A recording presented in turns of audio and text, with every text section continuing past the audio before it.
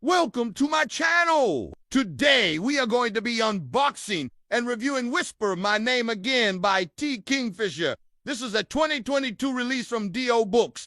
This is a 336-page hardcover that will also be available in paperback and ebook format. I am always happy to see more diverse representation in fantasy books, and this one features a main character who is a non-binary trans person, which I am definitely here for. The cover of this book is absolutely stunning. It reminds me of a movie poster and features a couple kissing under the mistletoe with the mountains in the background. Overall, the design is really beautiful and well done. Now, I need to quickly interrupt this unboxing because I just realized how long it has been since I posted my last video, and I am so sorry. Basically, what happened was my partner got very sick, and I had to take some time away to focus on taking care of them. Luckily, they're redoing much better now. But I did miss a few months of work, and honestly just kind of fell behind. But I'm trying to get back into things slowly, and I hope you can bear with me while I get back into the swing of things.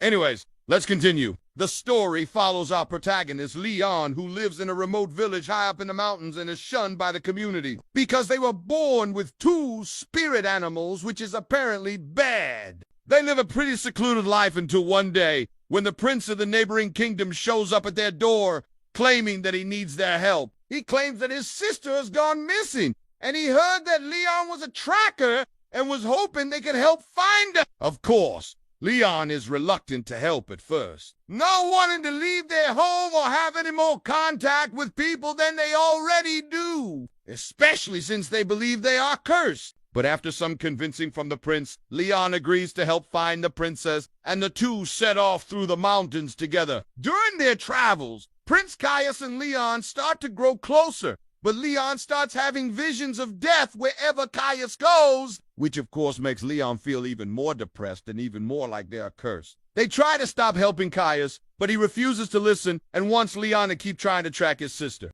Eventually, Leon is able to successfully track down the princess, and the two princes set off to rescue her. However, during the rescue, Leon is almost killed, so Caius takes them back to his own kingdom to recover. Once there, Leon learns about the prophecy that foretold the coming of the two and how they are actually supposed to marry the prince in order to save the kingdom. Now, to be completely honest, I thought this book was okay overall. I enjoyed reading it, but I didn't love it. It started off pretty slow, and I think that's mainly because Leon is such a recluse and doesn't really interact with anyone. That made it a little bit difficult for me to connect with them. I would have liked to see more character development for them and maybe seeing more of their life before they were shunned by their village. I do like how we get some world building from the prince showing up at Leon's door, though. We get to see how Leon interacts with others and how they deal with being an outcast. Also, I wasn't really a fan of the romance in this book. I felt like it came out of nowhere and developed too quickly. I would have liked to see more build-up between Leon and the prince because it felt a little forced to me. However, I'm glad that we have a representation of a non-binary trans character in this book. I just wish we got more insight into their thoughts about their identity and how they view themselves. One thing that I do appreciate about this book is that even though it is a romance at its core, it still has a lot of exciting adventure plot lines going on. Leon and the princes travel across the mountains and visit different kingdoms. They run into danger and fight battles, and I found those parts of the book to be the most enjoyable. I thought the writing was good. It was easy to read and kept me engaged. So even though I wasn't crazy about the romance, the writing was good enough to make me want to keep reading. Another thing I enjoyed about this book was the world building. I love the idea of each kingdom being based around a certain type of terrain. The Sky Kingdom is obviously based around mountains.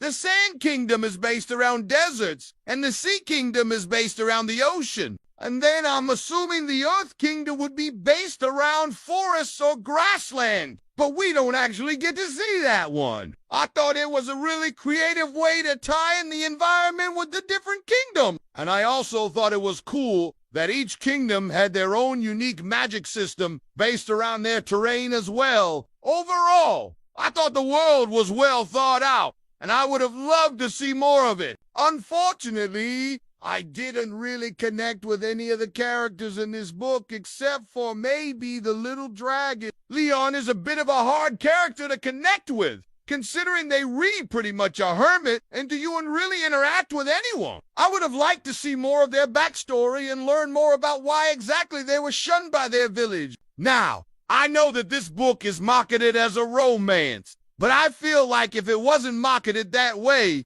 it could also easily be marketed as an adventure fantasy as well. There's a lot of action and plot twists that I didn't see coming. For example, the fact that the princess was actually working with the villain the whole time was a big surprise to me. I didn't see that one coming at all. I also thought it was interesting how the kingdom used the power of belief and faith in their religion to create their magic. It gave the magic system an interesting twist and made it stand out a little bit more. However, I do have to say that I thought the ending was kind of abrupt.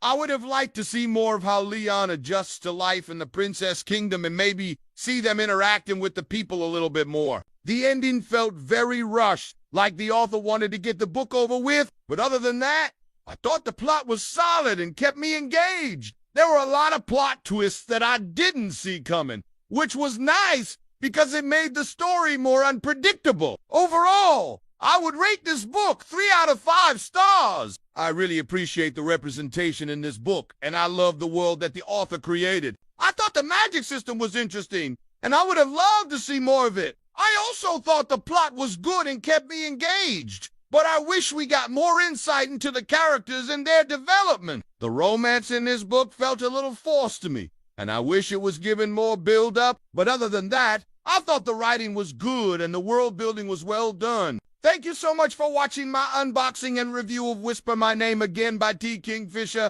If you enjoyed this video, please hit that thumbs up button below and consider subscribing to my channel. I hope you have a great day, and I will see you in my next video. Bye!